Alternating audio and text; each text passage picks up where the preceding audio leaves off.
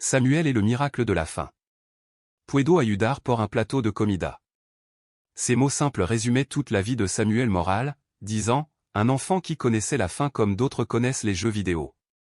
Mais avant de plonger dans son histoire, imagine ce tableau, un garçonnet frêle, les joues creuses, les yeux trop grands pour son petit visage, marchant pieds nus sur les routes poussiéreuses de Tegucigalpa. Tu as peut-être déjà vu un enfant comme lui et tu t'es demandé, que puis-je faire? L'histoire de Samuel est là pour te répondre et pour rappeler que parfois, ce sont les plus petits qui deviennent les plus grands enseignants. L'enfance marquée par la faim. Samuel vivait avec sa grand-mère, Doña Carmen, dans une cabane de tôle et de carton en périphérie de Tegucigalpa, là où les rues de terre se transformaient en rivières de boue dès qu'il pleuvait. L'électricité n'arrivait que 3 jours par semaine, lorsque la chance se montrait généreuse. Sa mère était morte alors qu'il avait 5 ans, emporté par une maladie que personne n'avait jamais su nommer où les médecins coûtaient trop cher. Son père était parti un matin, promettant de revenir avec de l'argent et du travail. 3 ans avaient passé sans nouvelles. Doña Carmen, 68 ans, avait les mains déformées par l'arthrite, mais continuait à laver le linge des autres au bord de la rivière, gagnant à peine de quoi acheter quelques tortillas. Les jours où personne ne lui confiait de lessive, elle ne mangeait tout simplement pas. Un matin différent. Ce 28 novembre, Samuel se réveilla avec la faim habituelle, mais aussi avec une étrange impression dans la poitrine comme si une voix silencieuse lui murmurait « Aujourd'hui, quelque chose va changer ». Sa grand-mère était déjà partie au travail, avançant péniblement, ployant sous un ballot de linge sale. Samuel enfila la seule tenue qu'il possédait, un vieux jean passé de 3 autres enfants avant lui, une chemise qui avait perdu depuis longtemps sa couleur blanche, et des chaussures en toile trouée qui laissaient voir ses orteils. Pas de chaussettes, pas de pull. Il se lava le visage avec l'eau froide du seau et se coiffa du mieux qu'il put. Depuis des semaines, il nourrissait un plan, travailler. Il avait observé les enfants qui nettoyaient les pare-brises au feu rouge, ceux qui vendaient des bonbons dans les bus, ceux qui portaient les sacs des clientes au marché. Tous avaient une chose en commun, ils travaillaient pour pouvoir manger. Ce jour-là, il décida de tenter sa chance au centre de la ville, là où se trouvaient les restaurants les plus élégants. Il savait qu'on y servait des banquets et que des assiettes pleines finissaient souvent à la poubelle. 2 heures de marche pour un rêve. Samuel n'avait pas un centavo pour payer le bus. Il marcha donc 2 heures sous le soleil implacable de novembre, les pieds meurtris dans ses chaussures éventrées. Mais la douleur physique était plus facile à supporter que le vide dans son ventre. En arrivant enfin au centre, vers midi, il se sentit comme un intrus dans un autre monde. Les hommes en costume marchaient vite vers des restaurants climatisés. Les femmes élégantes sortaient des boutiques, les bras chargés de sacs qui coûtaient plus cher que tout ce que Samuel et sa grand-mère gagnaient en un mois. Des voitures luxueuses s'arrêtaient devant des hôtels dont une seule nuit équivalait à 1 an de loyer. Samuel se sentit minuscule, presque transparent. Les passants détournaient le regard, comme si sa pauvreté les dérangeait. Mais il n'était pas venu pour quémander, il était venu pour demander une chance. Devant la Hacienda Real. Il s'arrêta devant le plus beau restaurant de la ville, la Hacienda Real. Des nappes blanches, des serveurs impeccables, des familles rieuses derrière les vitres. À travers le verre, Samuel vit une fillette de son âge pousser son assiette à moitié pleine et annoncer qu'elle n'avait plus faim. Sa mère la réprimanda doucement, pas de dessert si elle ne terminait pas son plat. L'enfant croisa les bras et fit la moue. Samuel sentit quelque chose se nouer en lui. Ce n'était plus seulement la faim, mais une sorte de douleur morale. Comment cette petite pouvait-elle laisser perdre tant de nourriture alors que lui n'avait rien avalé depuis 2 jours? Il inspira profondément et s'avança vers l'entrée. Le portier. Un portier à l'uniforme impeccable se plaça aussitôt devant lui, bras croisés. « Où crois-tu aller, petit » demanda-t-il d'une voix dure. Samuel s'inclina légèrement, comme sa grand-mère le lui avait appris. « Bonjour, Sonore. Je voudrais parler au gérant du restaurant. » Le portier éclata de rire. « Au gérant? Regarde-toi. Ici, nous ne laissons pas entrer les mendiants. »« Je ne suis pas un mendiant, » répondit Samuel, tentant de garder la tête haute malgré ses joues brûlantes de honte. « Je veux offrir mon travail. »« Ton travail ?» répéta l'homme en ricanant. « Qu'est-ce qu'un enfant sale comme toi peut bien faire? Laver les assiettes avec tes mains pleines de poussière? Servir les clients avec tes chaussures trouées? » Samuel baissa les yeux sur ses pieds, sentit ses larmes monter, mais resta planté là. Il avait marché 2 heures pour arriver, il n'allait pas fuir à la première humiliation. Je peux nettoyer les tables, balayer, porter des charges. Donnez-moi juste une chance de montrer que je suis un bon travailleur. Le portier plissa les yeux, puis haussa les épaules.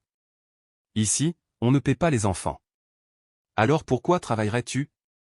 Samuel hésita un instant avant de répondre. Je ne veux pas d'argent. Je veux juste un plat de nourriture. Le refus et la prière silencieuse.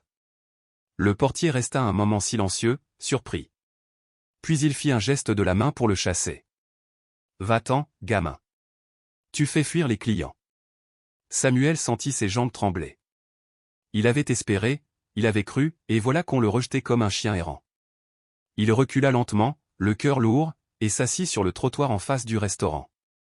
Là, il ferma les yeux et joignit les mains, comme il avait vu sa grand-mère le faire chaque soir devant la petite image de la Vierge. « Seigneur, murmura-t-il, je ne te demande pas de l'argent. Donne-moi juste à manger aujourd'hui. Donne-moi une chance de ne pas aller dormir le ventre vide. » Le miracle inattendu. Quelques minutes plus tard, une femme sortit du restaurant. Elle portait l'uniforme de serveuse et un sac plastique à la main. En voyant Samuel, elle s'arrêta. « Petit, as-tu faim » demanda-t-elle doucement. Samuel leva les yeux, stupéfait. « Oui, madame. » Elle lui tendit le sac. À l'intérieur, un morceau de poulet rôti, du riz et des tortillas encore tièdes. « C'est de la nourriture qui allait être jetée, dit-elle. Mange vite avant que le chef ne me voie te l'avoir donnée. » Samuel sentit les larmes couler sur ses joues. Il remercia la femme d'une voix tremblante et se mit à manger avec la lenteur respectueuse de quelqu'un qui savoure un véritable festin. Chaque bouchée avait le goût d'un miracle. Un jour qui change une vie. Ce repas ne remplit pas seulement son estomac, il ralluma en lui l'espoir.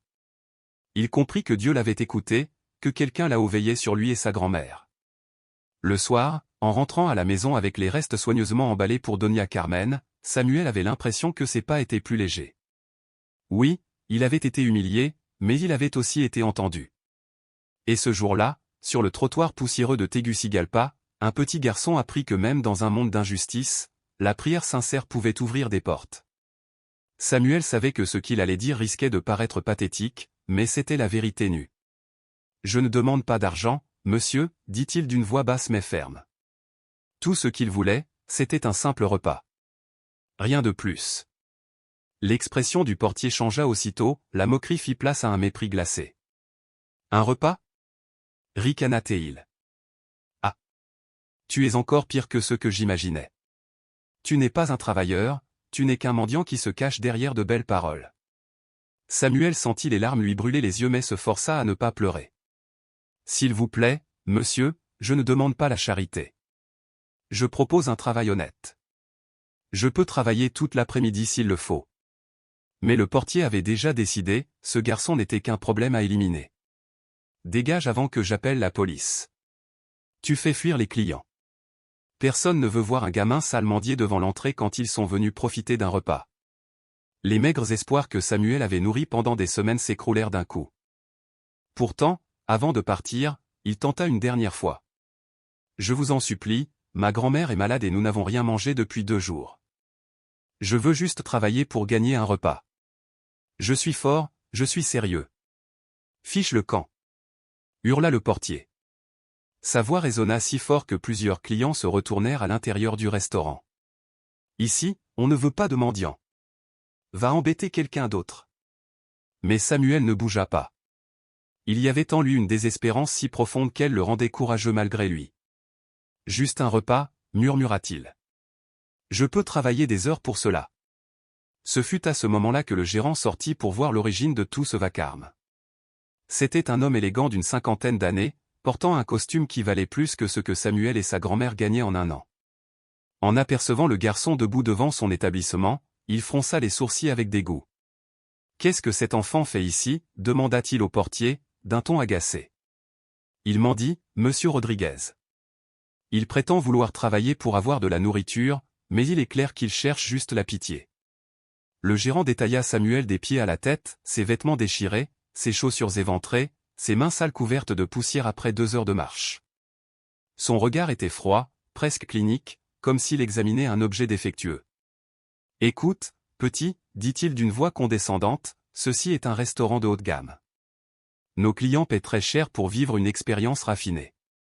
Ta simple présence gâche cette expérience. Samuel sentit sa gorge se nouer mais répondit d'une voix tremblante, résolue. Je ne veux rien gâcher. Je peux travailler derrière, là où personne ne me verra. Je ferai tout ce qu'il faut. Le gérant soupira avec une patience feinte. Tu veux une leçon de vie? Il sortit son portefeuille en cuir, rempli de billets. Lentement, théâtralement, il en compta plusieurs. Regarde bien. C'est ce que coûte un repas ici, 200 lempiras. Tu les as? Samuel secoua la tête, honteux. Même pas 10 lempiras? De nouvelles larmes roulèrent sur ses joues. Alors tu n'as rien à faire ici, trancha le gérant. La nourriture est pour ceux qui peuvent payer, pas pour les gamins crasseux qui surgissent de la rue. Samuel eut l'impression que le monde entier se moquait de lui. Les gens qui étaient sortis pour observer la scène le fixaient avec un mélange de pitié et de dégoût. Certains chuchotaient en le montrant du doigt, comme s'il n'était qu'un spectacle humiliant. « S'il vous plaît » murmura-t-il encore une fois, la voix brisée. « J'ai faim. Je veux juste travailler pour manger. » Le gérant s'approcha, baissa la voix et prononça des mots qui se graveraient dans l'âme de Samuel. « Il y a des gens qui naissent pour manger dans ce genre de restaurant, et d'autres qui naissent pour regarder depuis la rue. Toi, tu es né pour regarder de l'extérieur. Plus vite tu l'accepteras, moins la vie te fera mal. » Ces mots tombèrent sur Samuel comme des coups. Quelque chose se brisa en lui, l'espoir naïf que le monde pouvait être juste, que le travail honnête finissait toujours par être récompensé. Il tourna les talons, les larmes coulant librement sur son visage, lorsqu'une voix derrière lui l'arrêta net. Une voix qu'il n'avait jamais entendue, mais qui sonnait étrangement familière. « Attends un instant, Samuel. » Il se figea. Son nom? Ici? Dans le centre de Tegucigalpa? Il se retourna lentement, les joues trempées, les yeux gonflés de larmes. Ce qu'il vit le laissa sans souffle. Un homme d'une trentaine d'années s'approchait. Il portait des vêtements simples mais propres, un pantalon de toile usé, une chemise blanche en coton, des sandales. Ses cheveux châtains tombaient sur ses épaules, une barbe courte encadrait son visage hâlé par le soleil. Mais ce qui frappa le plus Samuel, ce furent ses yeux, profonds, remplis d'une chaleur qui semblait enlacer tout ce qu'il regardait. L'homme s'avança droit vers eux, d'un pas calme mais assuré, comme s'il avait toute légitimité à être là. « Qui êtes-vous » grogna le gérant, contrarié. « Vous venez défendre ce mendiant » L'homme sourit. Cette simple expression sembla changer l'atmosphère entière, l'air se fit plus doux, la lumière plus chaleureuse. « Je m'appelle Jésus » répondit-il simplement. « Et oui, je viens parler de Samuel. » Le gérant et le portier échangèrent un regard d'incrédulité. « Jésus? Vraiment? Et j'imagine que vous êtes aussi le Fils de Dieu » lança le portier avec sarcasme. Jésus ne répondit pas à la moquerie. Il s'agenouilla devant Samuel pour être à sa hauteur et posa doucement une main sur son épaule. « Bonjour Samuel. Je sais que tu as faim. Je sais que tu as marché longtemps pour venir ici. Et je sais que tu as un cœur courageux, prêt à travailler pour ce dont il a besoin. » Samuel le fixait, stupéfait. « Comment connaissez-vous mon nom? Comment savez-vous que j'ai marché? » « Parce que j'ai vu tout ce que tu as traversé, » répondit Jésus avec une tendresse infinie. « J'ai vu comment tu as veillé sur ta grand-mère quand elle était malade la semaine dernière. J'ai vu comment tu as partagé ton dernier morceau de tortilla avec le chien errant, plus maigre que toi.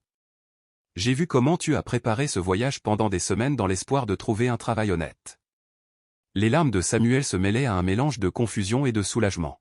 « Vous m'avez observé? Je t'ai protégé, » corrigea Jésus doucement. « Comme je protège tous les enfants qui ont faim mais qui n'ont pas perdu l'espérance. » Le gérant, impatient, intervint sèchement. « Écoutez, Monsieur Jésus ou peu importe votre nom, ce garçon ne peut pas rester ici. Il dérange mes clients et nuit à l'image de mon établissement. » Jésus se releva lentement et planta ses yeux dans ceux du gérant. Son regard semblait percer jusqu'à l'âme. « Dérange? Un enfant de 10 ans qui a seulement offert de travailler en échange d'un repas? C'est un mendiant. » S'emporta le gérant. « Ici, c'est un restaurant de standing. Nous ne pouvons pas laisser n'importe quel enfant des rues venir mendier à notre porte. » A-t-il demandé l'aumône? Demanda Jésus calmement.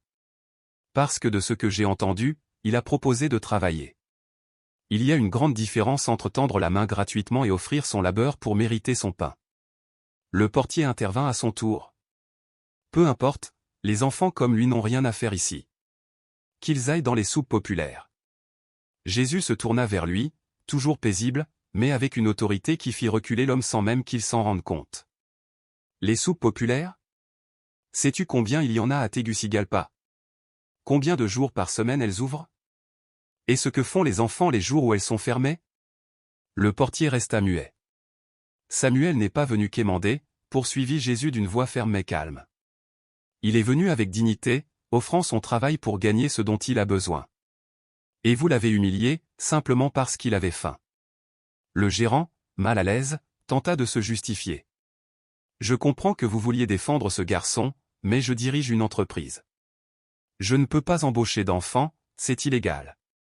Et je ne peux certainement pas laisser un gamin sale travailler là où mes clients mangent. Jésus le fixa un long moment en silence. Ce silence était lourd, presque sacré, comme si le temps s'était suspendu. Puis il parla, sa voix plus grave, comme venue de très loin. Savez-vous où est le véritable problème? Ce n'est pas la faim de Samuel. Ce ne sont pas ses vêtements déchirés. C'est le fait qu'un enfant doit supplier pour le droit de vivre, et que des hommes adultes trouvent normal de l'humilier au lieu de l'aider. Ce n'était pas que les chaussures de Samuel aient des trous, non. Le problème, c'était autre chose, quelque chose de bien plus profond. Jésus les regarda droit dans les yeux et sa voix se fit grave. Ce qui est en jeu ici, c'est que vous deux avez eu tant, pendant si longtemps, que vous avez oublié ce que cela signifie d'avoir vraiment besoin de quelque chose. Vous vous réveillez chaque matin en sachant que vous mangerez 3 fois dans la journée. Vous n'avez jamais connu la véritable faim. Pas celle qui creuse l'estomac jusqu'à ce qu'on ait l'impression qu'il se dévore lui-même. Pas celle qui fait tourner chaque pensée, chaque geste, chaque mot autour d'une seule idée, trouver de quoi survivre. Vous n'avez jamais dû marcher 2 heures sous un soleil de plomb parce que vous n'aviez pas de quoi payer le bus. Vous n'avez jamais eu à choisir entre manger aujourd'hui ou avoir de l'électricité demain. Le gérant et le portier restèrent muets. Leur silence n'était pas celui de la réflexion, mais celui d'une irritation contenue. Jésus continua, implacable. Et parce que vous n'avez jamais connu la faim, vous avez perdu la capacité de comprendre que la dignité n'a rien à voir avec l'argent que l'on porte dans sa poche. Samuel, ce petit garçon que vous méprisez, a plus de dignité dans son petit doigt que vous deux réunis. Il est prêt à travailler dur pour obtenir ce dont il a besoin, plutôt que de le voler ou de le mendier. Le gérant s'emporta. Ce n'est pas une œuvre de charité ici. C'est un restaurant, un commerce. J'ai des employés à payer, des factures à régler. Jésus s'approcha d'un pas calme mais ferme, et sa voix se fit plus tranchante. Et pourtant, tes clients laissent la moitié de leur repas dans leurs assiettes. Tout à l'heure, j'ai vu une petite fille repousser un plat entier simplement parce qu'elle n'avait plus faim. Ce repas jeté aurait nourri Samuel pendant 3 jours. Les regards se tournèrent vers lui. Il baissa légèrement le ton, mais chaque mot résonna comme un coup de marteau. Tu sais quel est ton vrai problème? Ce n'est pas que Samuel soit ici en train de demander du travail. Ton problème, c'est que sa présence te renvoie en plein visage ce que tu préfères oublier, qu'en dehors de ton restaurant climatisé, il existe un monde bien réel, un monde où des enfants meurent de faim tandis que toi, chaque jour, tu balances de la nourriture à la poubelle. Le gérant voulut répliquer, mais sa voix avait perdu de sa superbe. Ce n'est pas ma responsabilité? Pas ta responsabilité, répéta Jésus, et pour la première fois une note d'indignation perça dans son timbre. Tu fais partie de cette communauté, de cette société, de la famille humaine. Quand un enfant de ton quartier a faim alors que toi tu as du surplus, oui, c'est ta responsabilité. Puis il se tourna vers Samuel, qui écoutait bouche bée, incapable de croire qu'un adulte prenne ainsi sa défense. Jésus s'accroupit pour être à sa hauteur. Samuel, retiens bien ceci, ta valeur ne dépend pas de l'argent que tu as dans les poches, ni des vêtements que tu portes, ni de la maison dans laquelle tu vis. Ton cœur vaut plus que tous les restaurants élégants de ce pays. Le garçon murmura, presque en larmes. Mais j'ai faim, et je ne sais plus quoi faire. Les yeux de Jésus brillèrent d'émotion. Je le sais. Et cela va changer, tout de suite. Il se redressa et s'adressa au gérant. Vous allez nourrir cet enfant. Pas comme une aumône, mais en paiement du travail qu'il va fournir. Le gérant écarquilla les yeux. Quel travail? Samuel aidera 2 heures en cuisine. Il lavera les assiettes, nettoiera les tables, balayera le sol. En échange, il recevra un repas complet et un peu de nourriture à emporter pour sa grand-mère. C'est ridicule. On ne peut pas employer d'enfants, protesta le gérant. Jésus esquissa un sourire froid. Les autorités se préoccupent davantage des enfants qui volent pour survivre que de ceux qui travaillent honnêtement pour manger. Préfères-tu que Samuel apprenne que le travail est récompensé, ou qu'il n'y a que la force qui donne droit à la nourriture? Un silence pesant s'abattit sur le restaurant. Les clients qui s'étaient attroupés observaient la scène avec un mélange de malaise et de fascination. Jésus ajouta calmement. Et si vous refusez, je raconterai cette histoire partout, comment le restaurant le plus chic de Tegucigalpa a humilié un enfant affamé qui voulait simplement travailler pour gagner de quoi manger. Comment vous avez préféré jeter des repas entiers plutôt que d'aider un seul enfant? Les murmures dans la salle s'intensifièrent. Le gérant comprit qu'il n'avait plus d'échappatoire. Finalement, il lâcha d'une voix tendue. D'accord. 2 heures. Mais seulement cette fois, et parce que je ne veux pas d'esclandre. Jésus sourit, cette fois avec chaleur. Une seule fois suffit pour changer une vie. Puis, à genoux de nouveau, il demanda doucement. Samuel, es-tu prêt à travailler? Le garçon hocha la tête avec un enthousiasme fébrile. Oui, Seigneur. Je travaillerai très dur. Je le sais, répondit Jésus avec un sourire ému. Parce que c'est la personne que tu es. Alors que Samuel suivait le gérant vers la cuisine, Jésus lui lança. Souviens-toi. La faim que tu ressens aujourd'hui deviendra la compassion qui te guidera demain. Quand tu seras grand et que tu connaîtras l'abondance, n'oublie jamais ce que c'est que d'avoir besoin d'aide. Samuel se retourna et acquiesça gravement, gravant ces mots dans son cœur comme un serment sacré. Il franchit la porte de la cuisine, les jambes tremblantes mais la tête haute. Jamais il n'avait pénétré dans un lieu aussi élégant. Le sol de marbre reflétait la lumière, les nappes blanches semblaient irréelles, les verres en cristal étincelaient comme des arcs-en-ciel. La cuisine était encore plus impressionnante, immense fourneau en acier brillant, réfrigérateur géant qui ronronnait doucement, cuisinier concentré dont les gestes précis ressemblaient à une chorégraphie bien rodée. L'odeur des plats en préparation était si envoûtante que Samuel sentit ses genoux fléchir. Le chef, un homme massif d'une quarantaine d'années, leva les yeux de son plan de travail, intrigué. « Chef, qu'est-ce que ce garçon fait ici ?» demanda-t-il au gérant. « Il va aider 2 heures. Mets-le à la plonge ou n'importe quoi, mais qu'il reste invisible pour les clients, » répondit le gérant sèchement. Le chef, qui s'appelait Roberto, détailla Samuel d'un regard scrutateur. Dans ses yeux, pas de mépris, seulement une curiosité sincère. « Tu sais laver la vaisselle ?»« Oui, monsieur. Chez moi, je lave les assiettes et je balaye aussi. »« Tu as déjà travaillé en cuisine ?»« Non, monsieur, mais j'apprends vite. » Il y avait dans la voix de Samuel une honnêteté désarmante qui toucha Roberto. Lui aussi avait commencé comme plongeur à 14 ans et savait ce que c'était que d'avoir faim et de n'attendre qu'une chance. « Très bien, dit-il enfin. Ici, on travaille dur et vite. Tu penses pouvoir suivre le rythme ? » Oui, monsieur, répondit Samuel avec une détermination nouvelle. Roberto l'amena à la station de lavage, un immense évier industriel, de lave-vaisselle, des piles d'assiettes et de verres sales qui semblaient sans fin. Voilà ton poste. Tu rinces ici, tu charges les machines, tu empiles là-bas. Compris. Samuel hocha la tête, prêt. Mais à l'arrivée des premiers plateaux pleins d'assiettes, il resta figé. Les restes avaient l'air plus appétissants que tout ce qu'il avait mangé depuis des semaines, morceaux de viande juteuse, riz parfumé, pain moelleux. Son ventre gronda si fort que Roberto l'entendit. Et quand as-tu mangé pour la dernière fois ? Samuel hésita, gêné. Hier matin, monsieur. Et qu'as-tu mangé ? Un bout de tortilla. C'était la dernière que nous avions, ma grand-mère et moi. Roberto resta silencieux un instant, puis posa une main ferme mais bienveillante sur l'épaule du garçon. Écoute-moi, petit. Tu vas travailler, mais d'abord tu vas manger. Je ne veux pas d'employé qui s'évanouit dans ma cuisine. Mais, le gérant a dit. Le gérant n'est pas en cuisine, coupa Roberto avec un sourire. Ici, c'est moi le patron. Et je dis, tu manges d'abord.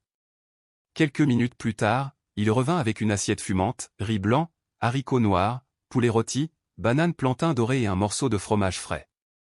Assieds-toi là-bas. Mange doucement. Si tu te précipites après avoir eu si faim, tu vas te faire mal à l'estomac. Samuel prit l'assiette avec des mains tremblantes. L'odeur seule lui arracha presque des larmes. C'était la première vraie nourriture chaude qu'il voyait depuis une semaine. Il s'assit sur le petit tabouret, ferma les yeux un instant et remercia Dieu avant de porter la première bouchée à ses lèvres. Pour la première fois depuis longtemps, il sentit non seulement son ventre se remplir, mais aussi son cœur, de gratitude, de soulagement, d'espoir. Samuel prit la première bouchée et, avant même de pouvoir s'en empêcher, sentit les larmes lui monter aux yeux et rouler sur ses joues. « C'est trop salé ?» demanda Roberto, visiblement inquiet. Samuel secoua la tête avec un petit sourire timide. « Non, monsieur. C'est parfait. C'est juste que, cela fait tellement longtemps que je n'avais pas mangé quelque chose d'aussi bon. » Ces mots touchèrent Roberto bien plus qu'il ne l'aurait cru. Son cœur se serra. Lui aussi avait grandi dans la pauvreté, lui aussi avait connu le goût amer de la faim. Les souvenirs de ses propres privations d'enfance refirent surface, les longues journées à travailler pour aider sa famille, les nuits passées à rêver d'un simple repas chaud. En voyant Samuel manger avec une telle gratitude, il se revit enfant, et il pensa à ceux qui l'avaient aidé à un moment où il n'avait rien. « Mange autant que tu veux, dit-il doucement. Et quand tu auras terminé, je t'en donnerai encore pour que tu puisses rapporter quelque chose à ta grand-mère. » Samuel le remercia d'un signe de tête et continua à manger en silence. Chaque bouchée était savourée comme si elle était précieuse. Roberto, tout en reprenant son travail, ne pouvait s'empêcher de jeter un œil vers le petit garçon. Il le vit mettre de côté un morceau de poulet et le glisser dans sa poche, sans doute pour l'apporter à sa grand-mère. Et malgré la faim qui le dévorait encore, Samuel observait tout ce qui se passait dans la cuisine avec des yeux curieux, attentifs, intelligents. Lorsqu'il eut terminé, il se leva aussitôt, essuya sa bouche du revers de sa manche et se dirigea vers l'évier pour commencer à travailler. Roberto s'attendait à ce qu'un enfant de 10 ans traîne les pieds, se plaigne, ou qu'il faille le surveiller à chaque instant. Mais Samuel se mit au travail avec l'énergie d'un adulte dont la survie dépend de chaque geste. Ses petites mains bougeaient vite, mais avec soin. Il rinçait chaque assiette jusqu'à ce qu'elle soit étincelante, alignait les ustensiles par taille et par catégorie, empilait les assiettes avec une précision étonnante. Et il nettoyait sans cesse sa zone de travail pour la garder impeccable. Au bout de 30 minutes, Roberto ne put s'empêcher de lancer. « Dis donc, gamin. Tu travailles plus vite que mon lave-vaisselle habituel. » Samuel se retourna, et pour la première fois depuis des semaines, son visage s'illumina d'un vrai sourire.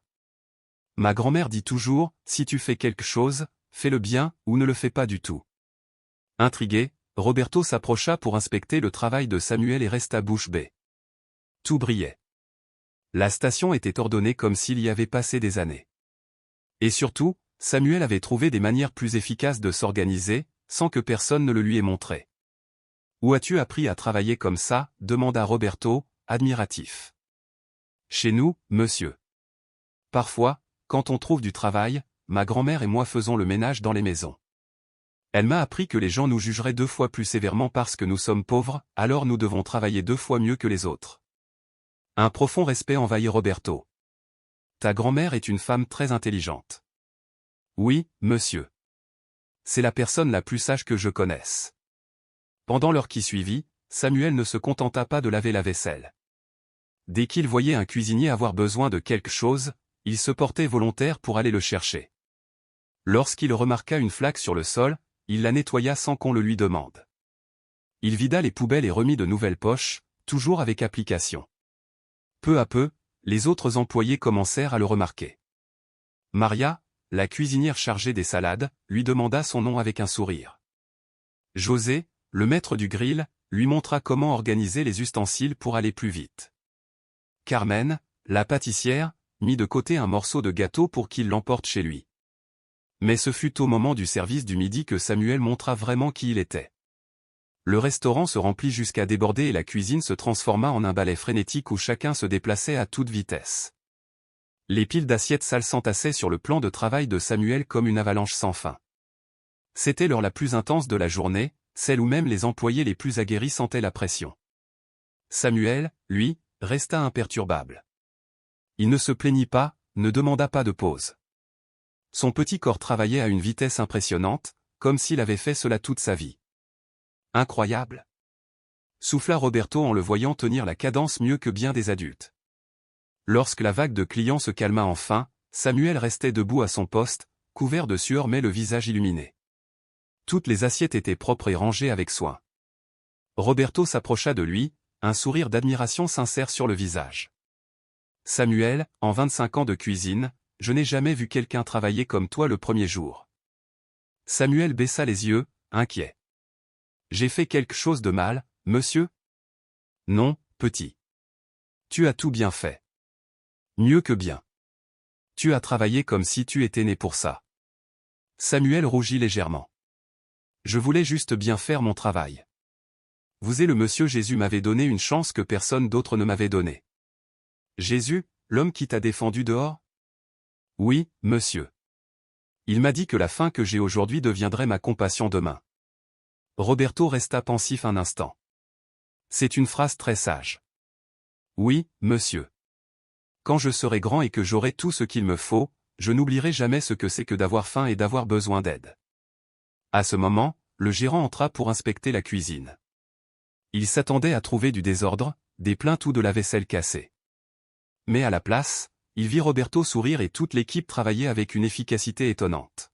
« Alors, ce garçon ?» demanda-t-il, un peu méfiant. « Patron » répondit Roberto, « ce gamin a travaillé mieux que certains employés que j'ai eus depuis des mois.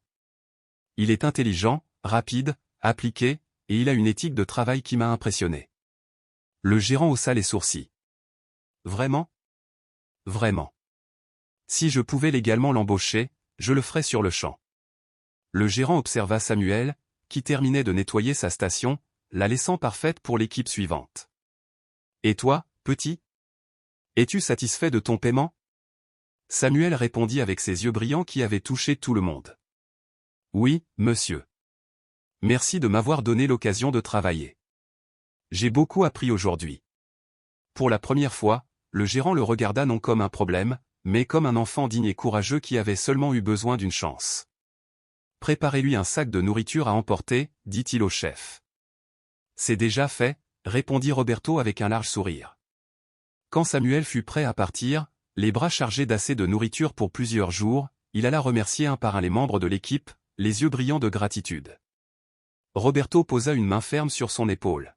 « Samuel, aujourd'hui tu n'as pas seulement gagné ton repas. Tu as gagné quelque chose de bien plus précieux. Tu as prouvé que tu es capable de grandes choses. N'oublie jamais ce que tu as accompli aujourd'hui. Je ne l'oublierai pas, monsieur Roberto. Et un jour, quand j'aurai mon propre restaurant, j'embaucherai des enfants comme moi, des enfants qui ont juste besoin d'une chance. » Roberto sourit, ému. « Je suis sûr que tu le feras. » Samuel quitta le restaurant, son sac dans une main, son cœur gonflé d'espoir. Dehors, Jésus l'attendait, comme s'il avait su exactement à quel moment il sortirait. « Alors, ton premier jour ?» demanda-t-il avec un grand sourire. « Incroyable » répondit Samuel, rayonnant de bonheur. « J'ai travaillé très dur et tout le monde a été gentil avec moi. »« Et qu'as-tu appris ?» Samuel prit le temps de réfléchir. « J'ai appris que quand tu travailles de tout ton cœur, les gens le remarquent. J'ai appris qu'il y a de bonnes personnes prêtes à aider si tu leur montres que tu le mérites. Et j'ai appris que, peu importe à quel point ta situation est difficile, tu peux toujours trouver un moyen de l'améliorer si tu ne renonces pas. » Jésus hocha la tête, satisfait. « Ce sont des leçons précieuses. Et maintenant, que vas-tu faire ? » « Je vais marcher 2 heures pour rentrer chez moi et porter cette nourriture à ma grand-mère. Et demain, je chercherai plus de travail. Maintenant, je sais que je peux y arriver. Et plus tard, que veux-tu faire de ta vie ? » Samuel regarda le restaurant, puis Jésus. « Je veux avoir mon propre restaurant. Mais ce ne sera pas seulement pour les riches. Ce sera un endroit où tout le monde pourra venir, où les enfants comme moi pourront travailler pour gagner leur repas, et où personne ne sera humilié parce qu'il a faim. » Le sourire de Jésus illumina la rue tout entière. « C'est un rêve magnifique, Samuel. Et je sais que tu le réaliseras. »« Comment le savez-vous ? » demanda Samuel. « Parce qu'aujourd'hui, tu as montré que tu possèdes quelque chose qui ne peut ni s'enseigner ni s'acheter, un cœur capable de transformer les obstacles en opportunités. Et c'est cela qui distingue les rêveurs de ceux qui font de leurs rêves une réalité. » Samuel s'éloigna, portant à la fois son sac de provisions et un cœur rempli d'une nouvelle espérance. Il ne le savait pas encore, mais ce jour marquait le début d'un voyage qui le mènerait bien plus loin qu'il n'aurait pu l'imaginer. Jésus, lui, le savait, et en le voyant partir, il sourit avec la certitude qu'un avenir extraordinaire venait de commencer. Samuel savait, au fond de lui, qu'il avait planté une graine. Une graine minuscule, presque invisible, mais qui un jour grandirait pour nourrir des milliers de ventres vides dans le monde. 3 jours après cette expérience bouleversante à la hacienda, il se réveilla avec un sentiment qu'il n'avait pas ressenti depuis des mois, une véritable espérance. Sa grand-mère, Doña Carmen, avait pleuré de joie lorsqu'il était rentré avec ce sac rempli de nourriture, mais ses larmes s'étaient faites encore plus abondantes lorsqu'il lui avait raconté toute l'histoire, comment il avait trouvé du travail, de la dignité, et un regard nouveau sur lui-même. Cette nuit-là, en partageant le premier repas complet qu'ils avaient eu depuis des semaines, Doña Carmen avait murmuré. « Mon fils, ce qui t'est arrivé n'est pas un hasard. C'est Dieu qui a répondu à nos prières, d'une manière que nous n'aurions jamais pu imaginer. » Ces paroles avaient trouvé un écho profond en Samuel. Il repensa à ce que Jésus lui avait dit, « Ta faim d'aujourd'hui deviendra ta compassion de demain. » Et il décida qu'il ne voulait pas attendre d'être adulte pour commencer à aider les autres. Le lendemain matin, il se leva avant le soleil. Il enfila ses seuls vêtements propres, que Doña Carmen avait lavés et fait sécher pendant la nuit, et sortit de la petite maison avec un plan précis. Mais cette fois, il ne partait pas simplement en ville pour chercher de l'aide, il portait quelque chose de précieux avec lui, la moitié de la nourriture qu'ils avaient soigneusement mise de côté du restaurant. Son but était le parc central de leur quartier, là où il savait que d'autres enfants des rues se rassemblaient chaque matin avant de partir en quête de travail ou de nourriture. Samuel y était déjà passé de nombreuses fois, mais il n'avait jamais osé s'arrêter. Dans la rue, chacun veillait jalousement sur ce qu'il possédait, et il n'y avait généralement rien à partager. Mais aujourd'hui, les choses étaient différentes. Aujourd'hui, il avait quelque chose à donner. Quand il arriva au parc, il trouva 5 enfants assis sous l'ombre généreuse d'un vieux manguier. Il les connaissait de vue. Maria, 8 ans, qui vivait chez une tante violente. Pedro, 9 ans, orphelin depuis l'accident qui avait emporté ses parents, dormant souvent sur les trottoirs. Anna, 12 ans, qui s'occupait seule de ses 2 petits frères pendant que leur mère malade restait alitée. Carlos, 11 ans, qui passait ses journées dans la décharge municipale à chercher des matériaux recyclables. Et enfin Sofia, la plus petite, 7 ans, si timide qu'elle se retrouvait souvent sans rien manger parce qu'elle n'osait pas se battre pour un morceau de pain. Ils le fixèrent avec méfiance quand il s'approcha. Samuel avait toujours été solitaire, occupé à ses propres luttes pour survivre. « Salut », dit-il d'une voix timide mais décidée. « Vous avez mangé aujourd'hui ?» Les réponses furent prévisibles, mais chacune résonna comme un coup de couteau. Maria avait trouvé un morceau de pain dans une poubelle. Pedro n'avait rien avalé depuis la veille. Anna avait donné sa dernière tortilla à ses petits frères. Carlos avait mâché quelques fruits pourris récupérés dans la décharge. Sofia se contenta de secouer la tête, incapable de prononcer un mot. Alors Samuel posa sa besace par terre, l'ouvrit, et sortit un à un les trésors qu'elle contenait, morceaux de poulet, tortillas chaudes, haricots, riz, et même quelques sucreries que la pâtissière du restaurant lui avait offertes. « Je veux partager ça avec vous », dit-il simplement. Les enfants le regardèrent d'abord comme s'il était fou. Dans la rue, quand quelqu'un offre quelque chose gratuitement, il y a presque toujours un piège. « Qu'est-ce que tu veux en échange » demanda Anna, méfiante. « Rien », répondit Samuel. « Je veux juste partager. »« Et d'où vient toute cette nourriture » demanda Pedro, intrigué. Alors Samuel raconta son histoire, le voyage en ville, l'humiliation subie, l'homme appelé Jésus qui avait pris sa défense, les heures de travail dans le restaurant, Roberto qui lui avait donné sa chance, et la découverte que le travail honnête pouvait lui rendre non seulement de quoi manger, mais aussi sa dignité. « Et maintenant, qu'est-ce que tu vas faire » demanda Carlos. Samuel prit une grande inspiration. « Je vais continuer à chercher du travail, bien sûr. Mais je veux faire quelque chose de plus. Je veux qu'on forme un groupe. » Les enfants échangèrent des regards perplexes. « Un groupe de quoi » demanda Maria. Samuel avait longuement réfléchi à cette idée. « Un groupe où l'on s'entraide. Si l'un de nous trouve du travail ou de la nourriture, on partage. On s'apprend des choses, on se protège les uns les autres. Personne ne doit rester affamé tant que les autres ont quelque chose. C'était une idée presque révolutionnaire pour eux, dans leur monde, survivre signifiait avant tout être en compétition, se battre pour le moindre morceau. Anna fronça les sourcils. Et comment on sait que tu ne vas pas garder la meilleure part pour toi? Samuel ne répondit pas avec des mots. Il prit le plus gros morceau de poulet et le tendit à Sophia, la plus petite, celle qui avait le plus faim. Tiens, Sophia. Toi, tu en as plus besoin que moi. La fillette prit le morceau avec des mains tremblantes, et des larmes roulèrent sur ses joues alors qu'elle commençait à manger. C'était la première fois depuis des jours qu'elle goûtait à de la viande. Ce simple geste changea toute l'atmosphère. Les autres enfants se détendirent, se mirent à manger, puis à partager spontanément entre eux. Vous savez quoi, dit Pedro en mâchant un bout de tortilla. Mon grand frère a travaillé une fois sur un chantier. Il cherche toujours des gens pour porter les matériaux. On pourrait y aller ensemble. Et moi, je connais une dame qui paie parfois des enfants pour l'aider à nettoyer sa boutique, ajouta Maria. Ce n'est pas beaucoup, mais c'est mieux que rien. Ma tante connaît une famille qui cherche quelqu'un pour s'occuper de leur jardin, dit Anna. Si on y va tous ensemble, peut-être qu'ils nous embauchent tous. Samuel sourit. C'était exactement ce qu'il avait espéré, que ce repas partagé devienne l'étincelle d'une alliance. Vous voyez? Ensemble, on connaît plus de choses et on peut faire beaucoup plus que si chacun se débrouille seul. Ce jour-là, ils mirent leur plan en action. Pedro et Carlos trouvèrent un petit travail sur le chantier et gagnèrent quelques pièces. Maria passa 2 heures à nettoyer la boutique de la vieille dame et repartit avec quelques billets. En fin de journée, ils se retrouvèrent au même endroit et partagèrent équitablement tout ce qu'ils avaient gagné ou reçu. Pour la première fois de leur vie, ils faisaient l'expérience de ce qu'on pourrait appeler une « sécurité sociale » improvisée. Vous savez quoi, dit Samuel en distribuant les restes. Je crois qu'on a trouvé quelque chose de plus précieux que du travail. Quoi, demanda Sophia, qui osait enfin parler maintenant qu'elle se sentait en sécurité parmi eux. On a trouvé une famille, répondit Samuel avec un sourire qui illumina son visage.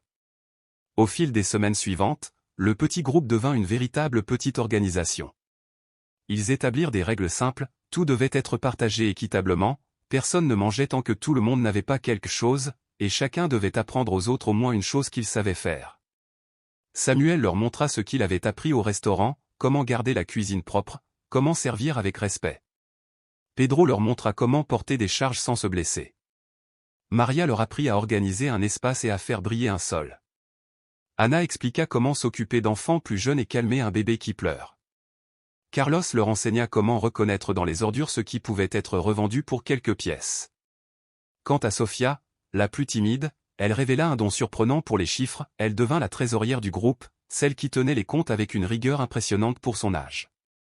Mais la chose la plus importante qu'ils mirent en place fut un système de recherche de travail en équipe, chaque jour, 2 d'entre eux partaient en éclaireur pour trouver de nouvelles opportunités. S'ils en trouvaient, ils y allaient tous ensemble, augmentant leurs chances d'être embauchés. Peu à peu, ce groupe d'enfants des rues se transforma en une petite communauté solidaire, unie non seulement par la faim, mais par l'espoir. Et cette petite graine que Samuel avait plantée dans le parc ce matin-là commença à pousser, à grandir, à devenir une promesse pour l'avenir. Au lieu que chaque enfant parte seul à la recherche d'un petit travail, ils commencèrent à se déplacer par paires ou en petits groupes. Ils découvrirent que les employeurs étaient bien plus enclins à leur offrir une chance lorsqu'ils les voyaient arriver ensemble, cela donnait l'image d'enfants responsables, organisés, presque comme une petite équipe. Un mois après cette première expérience dans le restaurant, Samuel sentit qu'il devait y retourner. Ce n'était plus par désespoir ou par faim, mais par gratitude et par un profond désir de montrer à Roberto qu'il n'avait pas oublié les leçons reçues. Il voulait lui prouver qu'il avait tenu sa promesse.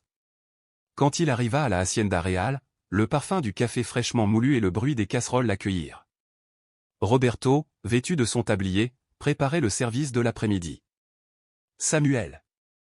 s'exclama-t-il avec un grand sourire en le voyant. « Comment vas-tu? Et comment va ta grand-mère? » Très bien, sonore Roberto, répondit le garçon avec fierté. Ma grand-mère va beaucoup mieux, et moi aussi, j'ai travaillé. Ah oui? Et où donc? Samuel raconta qu'il avait travaillé à différents endroits, mais qu'il n'était pas venu seulement pour cela. Il voulait lui montrer quelque chose. Alors, avec une lueur dans les yeux, il parla du petit groupe qu'il avait formé, des enfants qui s'entraidaient, partageaient leurs maigres ressources et cherchaient des opportunités ensemble. Roberto resta silencieux un moment, l'écoutant avec une admiration croissante.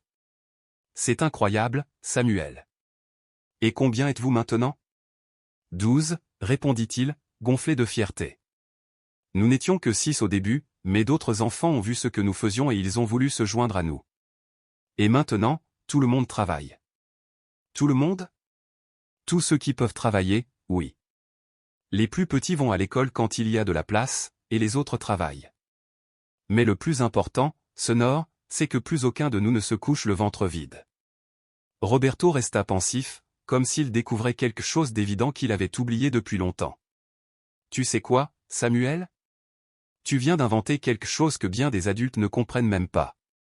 Tu as créé une coopérative. Une quoi? Demanda Samuel, intrigué. Roberto sourit. Une coopérative, c'est quand un groupe de personnes se réunit pour travailler ensemble et partager les bénéfices. Et toi, tu l'as fait sans même connaître le mot. Puis il jeta un coup d'œil vers la cuisine et revint vers Samuel, l'air inspiré. Et si on voyait plus grand? Plus grand? Qu'est-ce que vous voulez dire? Et si nous proposions au gérant que votre groupe travaille officiellement avec nous? Vous pourriez vous charger de l'entretien des jardins, de l'organisation de l'aire de chargement, de la propreté extérieure, des tâches que vous pourriez réaliser ensemble, avec une rémunération régulière. Le cœur de Samuel se mit à battre plus vite. Vraiment? Vraiment. Vous avez déjà prouvé que vous êtes sérieux et digne de confiance. Et, pour être honnête, nous avons besoin d'aide pour ces tâches. La conversation avec le gérant fut étonnamment cordiale. Cet homme, le même qui l'avait humilié 6 semaines plus tôt, le regardait désormais autrement. Samuel n'était plus un enfant mendiant mais un jeune entrepreneur avec une proposition légitime. Votre groupe peut-il s'engager à venir 3 jours par semaine? Demanda le gérant. Oui, Sonore, répondit Samuel avec assurance.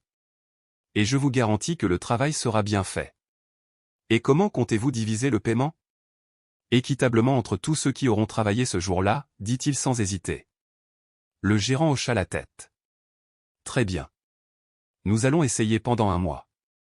Samuel quitta le restaurant, l'âme en fête. Lorsqu'il arriva à la colonie, il trouva son groupe réuni sous le vieux manguier, comme d'habitude. Mais cette fois, il y avait quelqu'un d'autre, Jésus. Les enfants étaient assis en cercle autour de lui, écoutant avec attention. Samuel s'approcha et perçut la fin de la conversation. Voyez ce que Samuel a fait, disait Jésus. Il a transformé sa faim en compassion. Il a pris sa douleur et en a fait un but. Les yeux des enfants brillaient. Vous connaissez Samuel? Demanda timidement Maria. Je le connais très bien, répondit Jésus avec un sourire. Je vous connais tous, d'ailleurs. Je vous ai vu devenir une famille, prendre soin les uns des autres. Et que pensez-vous de ce que nous faisons? Demanda Pedro. Je pense que c'est miraculeux, répondit Jésus. Vous montrez que l'amour est plus puissant que la pauvreté, que la coopération est plus forte que la compétition, et que les enfants comprennent parfois mieux que les adultes ce que signifie la solidarité. Quand Samuel leur annonça qu'ils avaient obtenu un contrat officiel avec le restaurant, les enfants éclatèrent de joie.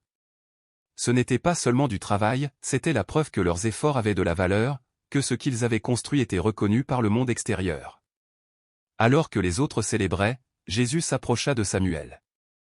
Te souviens-tu de ce que je t'ai dit le premier jour? Que ma faim d'aujourd'hui deviendrait ma compassion de demain, répondit Samuel. Et c'est vrai. Il regarda ses amis, leur visage était illuminé d'un espoir qu'ils n'avaient jamais ressenti auparavant. Pour la première fois, il ne voyait pas seulement le présent, il entrevoyait un futur possible. Oui, dit-il en souriant, mais je crois que ce n'est que le début. Jésus posa une main sur son épaule. Tu as raison, Samuel. Ce n'est que le commencement. Ce que vous avez créé va s'étendre bien au-delà de ce que vous pouvez imaginer. Vous allez inspirer d'autres enfants, d'autres adultes, d'autres communautés. Vous allez prouver qu'aussi peu que l'on possède, on peut toujours créer quelque chose de beau, du moment qu'on le partage. Cette nuit-là, allongé près de sa grand-mère, Samuel se sentit plus riche qu'il ne l'avait jamais été. Non pas parce qu'il avait de l'argent, mais parce qu'il avait un but. Non pas parce qu'il possédait l'abondance, mais parce qu'il savait comment créer l'abondance pour les autres. Alors qu'il s'endormait, les paroles de Jésus résonnaient encore en lui, « Ta faim d'aujourd'hui deviendra ta compassion de demain. » Et il sentit une nouvelle faim naître en lui, non plus celle qui tord l'estomac, mais une faim d'aider, de créer des opportunités, de prouver que les enfants pauvres ne sont pas des problèmes à résoudre, mais des trésors à révéler. Une fin qu'il savait impossible à rassasier, car il y aurait toujours plus d'enfants à aider, et cette idée le remplissait de paix. 5 ans passèrent. Le souvenir de l'humiliation de Samuel était toujours là, mais il avait cessé d'être une plaie, il était devenu une cicatrice qui lui rappelait d'où il venait. La colonie, jadis plongée dans la misère, avait changé d'une manière que personne n'aurait pu imaginer. Samuel avait désormais 15 ans. Son regard avait gagné en profondeur, il voyait plus loin que la plupart des adultes. Sous le manguier, le petit groupe de 6 enfants s'était transformé en quelque chose de beaucoup plus grand, la coopérative Esperanza. Ce n'était plus simplement un accord pour partager le pain et chercher du travail ensemble, c'était un réseau structuré qui regroupait plus de 150 enfants et jeunes de 5 quartiers différents. Ils s'étaient organisés pour offrir des repas communautaires, afin qu'aucun enfant ne se couche affamé. Du soutien scolaire, pour que les plus petits puissent apprendre à lire et écrire. Des formations professionnelles, pour que les adolescents acquièrent des compétences utiles. De petits prêts solidaires, permettant d'acheter des outils ou du matériel et lancer de petites activités. Mais surtout, ils offraient quelque chose que personne ne leur avait jamais donné, la dignité et l'espoir. Samuel n'était pas le chef par autorité, mais par naturel. Les autres l'écoutaient parce qu'il avait la vision, le courage et le cœur nécessaires pour transformer les besoins individuels en solutions collectives. La colonie tout entière respirait un air nouveau. Les enfants qui autrefois mendiaient dans les rues se levaient tôt, coiffaient leurs cheveux, enfilant leurs vêtements propres pour aller travailler ou étudier. Les mères se réunissaient pour préparer de grandes marmites de soupe. Les pères, autrefois résignés, participaient à des projets de réparation des maisons ou d'aménagement des chemins. La coopérative Esperanza était devenue une lueur dans les ténèbres, un témoignage vivant que même dans les endroits les plus oubliés, l'espérance pouvait pousser, comme une fleur fragile mais tenace, entre les fissures de la pauvreté. Et Samuel, qui n'était qu'un petit garçon affamé 5 ans plus tôt, marchait désormais avec la certitude tranquille de quelqu'un qui connaît sa mission, rappeler au monde que la compassion peut naître de la faim, et que les enfants, lorsqu'on leur en donne la chance, peuvent changer le destin de tout un quartier. Ce matin-là, le 5 décembre, Samuel se réveilla avant l'aube, comme il en avait pris l'habitude depuis des années. Mais cette fois, il n'ouvrit pas les yeux dans la petite maison de tôle branlante où il avait grandi. Les temps avaient changé.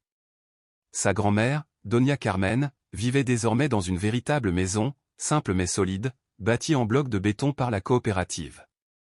La maison n'était pas grande, 2 pièces, un petit patio et un toit qui ne fuyait plus lorsqu'il pleuvait. Mais pour Doña Carmen, elle était un palais. Le détail qui la remplissait de plus grande fierté était la cuisine, lumineuse, propre, avec un vrai fourneau où elle pouvait préparer des repas nourrissants pour les enfants nouvellement arrivés à la coopérative. Là où autrefois elle partageait la dernière tortilla avec son petit-fils, elle pouvait maintenant cuisiner des marmites entières pour ceux qui avaient encore faim. Samuel enfila un pantalon propre, une chemise qu'il avait payée avec l'argent qu'il avait gagné lui-même et des chaussures sans trous, ses premières chaussures neuves depuis l'enfance. Mais ce qui comptait le plus n'était pas son apparence, c'était la fierté tranquille avec laquelle il portait ses vêtements, la certitude qu'il avait construit cette vie par son travail et sa persévérance. Son premier arrêt de la journée fut le centre communautaire, situé dans ce qui n'était autrefois qu'un entrepôt délabré. Grâce aux dons de quelques bienfaiteurs et au travail acharné des membres, cet espace avait été transformé en un lieu vivant, des salles de classe pour l'éducation de base, des ateliers de formation professionnelle, une cuisine collective et de petits bureaux où se gérait l'administration de la coopérative. Lorsqu'il entra, la scène qui s'offrit à lui le remplit d'une joie profonde, des dizaines d'enfants riaient, étudiaient, peignaient, sciaient, lisaient à voix haute. Il se souvenait encore des premiers jours où chacun luttait seul pour survivre. Aujourd'hui, il formait une communauté soudée, une famille choisie. « Bonjour, Samuel » lança Anna en agitant la main. Anna avait maintenant 17 ans. Elle s'était transformée en une jeune femme responsable, coordonnatrice du programme éducatif. Avec patience et créativité, elle avait conçu un système qui combinait lecture, écriture et apprentissage de métiers utiles. Ainsi, chaque enfant pouvait non seulement s'instruire mais aussi acquérir des compétences pratiques qui ouvraient des portes pour l'avenir. « Bonjour, Anna. Comment se porte le nouveau groupe ?»« Incroyablement bien, répondit-elle avec un sourire éclatant. 8 nouveaux enfants sont arrivés cette semaine.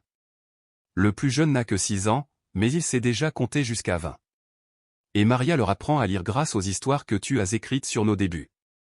Samuel eut un sourire attendri. Il avait commencé à rédiger ses récits pour que les nouveaux arrivants sachent qu'ils n'étaient pas seuls, que d'autres avaient connu la peur et la faim avant eux, et qu'il existait une véritable espérance de changement. Il se dirigea ensuite vers l'atelier de menuiserie.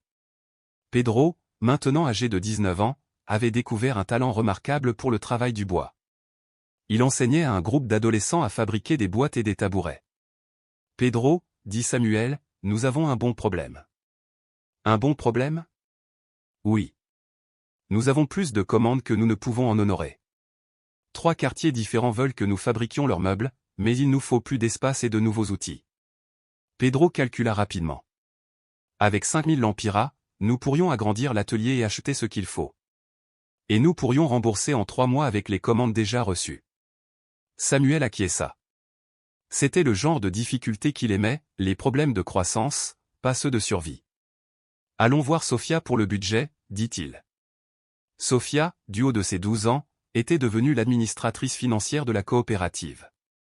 Dans un petit bureau équipé d'un ordinateur donné par une ONG, elle tenait les comptes avec une précision qui impressionnait même les comptables bénévoles qui venaient vérifier les registres. Samuel exposa la situation. Sofia, concentrée, fit quelques calculs avant de relever les yeux. Nous avons 6200 lempiras dans le fonds de croissance. Nous pouvons en prêter 5000 à l'atelier, mais il devra rembourser 100 lempiras par mois pendant 4 mois. Et si cela devient trop lourd, nous ajusterons le plan. Samuel sourit, admiratif. Tu sais quoi ? Il est peut-être temps de créer notre propre banque coopérative. Un endroit où chacun pourrait épargner et emprunter à des conditions justes, pour bâtir des projets qui font grandir la communauté. Sofia resta songeuse, puis répondit. Ce serait un grand pas. Il faudrait une licence officielle et beaucoup de paperasse. Mais c'est possible. Samuel sentit une bouffée d'espoir. Il avait appris qu'à chaque problème correspondait une solution, et qu'il existait toujours quelqu'un pour aider si l'on savait demander.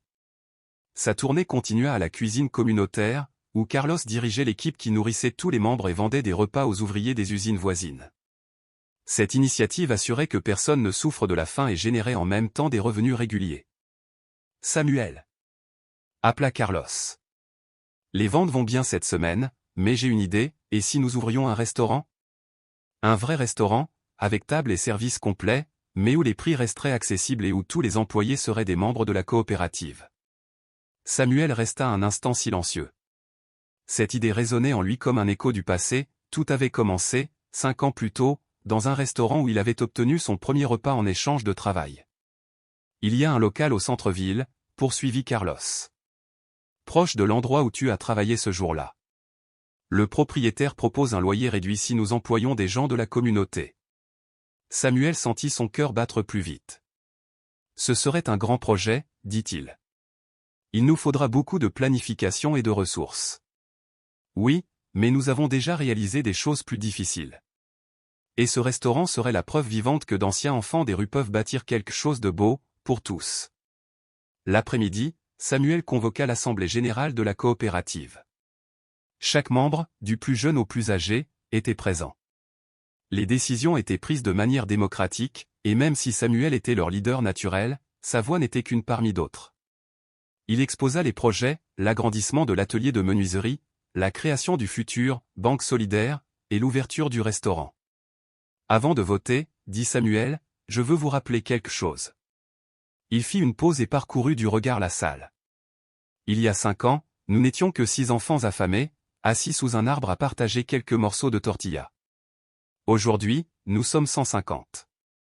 Nous avons créé des emplois, des opportunités, et surtout, nous avons recréé l'espérance dans un quartier où il n'y avait que des espoirs. Nous avons réussi parce que nous avons compris que l'union est plus forte que la solitude.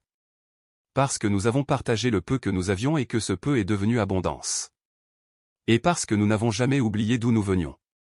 Un silence solennel remplit la pièce. Puis un petit garçon de 8 ans leva timidement la main.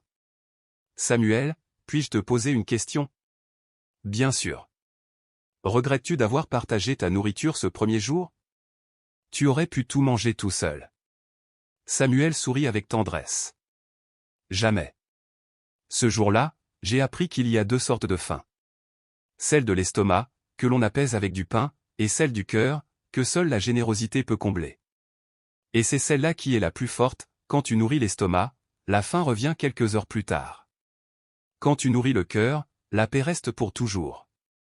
La salle éclata en applaudissements. Le vote fut unanime, les 3 projets seraient réalisés. Lorsque les discussions commencèrent sur les modalités pratiques, Samuel se glissa dehors discrètement. Il avait un autre rendez-vous.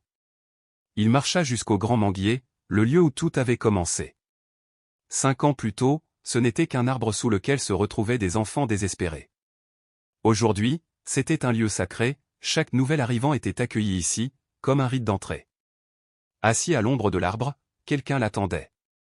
Jésus. Exactement comme dans son souvenir. Même sourire, même regard rempli de chaleur.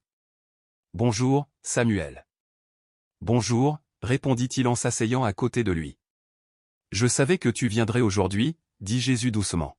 « Comment le savais-tu ? » « Parce qu'aujourd'hui cela fait exactement 5 ans que tu as partagé ton premier repas. Et parce que j'avais encore quelque chose à te dire. » Samuel souriait en retenant son excitation. « J'ai une nouvelle à vous annoncer, » dit-il à Jésus, presque en chuchotant, comme si c'était un secret précieux. « Quelle nouvelle ?» demanda Jésus avec un regard bienveillant. « Nous allons ouvrir notre propre restaurant. Un lieu où quiconque pourra venir manger sans craindre d'être humilié pour avoir faim. Nous n'embaucherons que des gens de notre quartier, des jeunes de la coopérative, et ce sera un endroit où chacun retrouvera sa dignité. » Jésus hocha lentement la tête, un sourire d'approbation illuminant son visage. « C'est merveilleux, Samuel. Et comment va-t-il s'appeler ? » Samuel avait passé toute la journée à y réfléchir. Il s'appellera « La seconde chance ». C'est un nom parfait, répondit Jésus, avec une lueur de fierté dans les yeux. Mais Samuel hésita, comme s'il portait depuis longtemps une question dans son cœur. « Il y a quelque chose que je veux vous demander depuis des années. Demande-moi tout ce que tu veux. » Samuel inspira profondément. « Ce jour-là, au restaurant, quand vous m'avez défendu devant tout le monde, pourquoi ? Vous ne me connaissiez pas. Vous n'aviez aucune raison de vous attirer des problèmes pour moi. » Les yeux de Jésus se remplirent de cette même compassion dont Samuel se souvenait si bien. « Tu crois vraiment que je ne te connaissais pas ? Je te connaissais. Je t'ai veillé depuis le jour de ta naissance. J'ai vu chacune de tes luttes, chaque nuit où tu es allé te coucher le ventre vide, chaque fois où ton cœur doutait de sa propre valeur. » Samuel baissa les yeux. « Mais pourquoi moi ? Pourquoi pas d'autres enfants qui avaient aussi besoin d'aide ? » Jésus sourit doucement. « Qui t'a dit que je ne les aide pas ? Chaque fois que vous accueillez un nouvel enfant dans la coopérative, je suis là. Chaque fois qu'une personne partage son repas avec quelqu'un qui a faim, je suis là. Chaque fois que quelqu'un choisit de transformer sa douleur en compassion, je suis là aussi. » Samuel secoua la tête. « Mais je n'ai rien fait d'extraordinaire. J'ai juste partagé ce que j'avais. » « Exactement, » répondit Jésus avec chaleur. « Ce qui semble le plus simple est souvent ce qui est le plus difficile pour la plupart des gens. Tu as mis les besoins des autres avant les tiens. Et cela, Samuel, c'est ce qui change le monde. » Samuel leva les yeux, l'espoir brillant dans son regard. « Et maintenant, que dois-je faire ? » « Continuer. Continue à transformer ton expérience en espoir pour les autres. Ce restaurant n'est que le commencement. La coopérative va grandir. Elle inspirera d'autres communautés. Elle montrera que les enfants ne sont pas des problèmes à résoudre, mais des ressources à développer. » Jésus posa sa main sur l'épaule du garçon et ajouta. « Souviens-toi toujours de ceci, ce jour où tu as été humilié devant le restaurant n'a pas été la fin de ton histoire, mais son commencement. Il faut parfois toucher le fond pour découvrir la force qui sommeille en nous. » « Et les autres enfants ?» demanda Samuel, la voix tremblante. « Ceux qui vivent encore ce que j'ai vécu ? » C'est là que tu interviens. Chaque enfant que tu aides, chaque opportunité que tu crées, chaque fois que tu rappelles que la dignité ne s'achète pas mais se mérite, tu deviens mes mains et mes pieds dans le monde. Les larmes remplirent les yeux de Samuel. « Je ne sais pas si je suis assez bon pour cette responsabilité. »« Tu n'as pas besoin de l'être, » répondit Jésus. « Tu as seulement besoin d'être prêt. Quand quelqu'un est vraiment disposé à servir, je lui donne la sagesse et la force dont il a besoin. » Lorsque Samuel battit des paupières, Jésus avait disparu.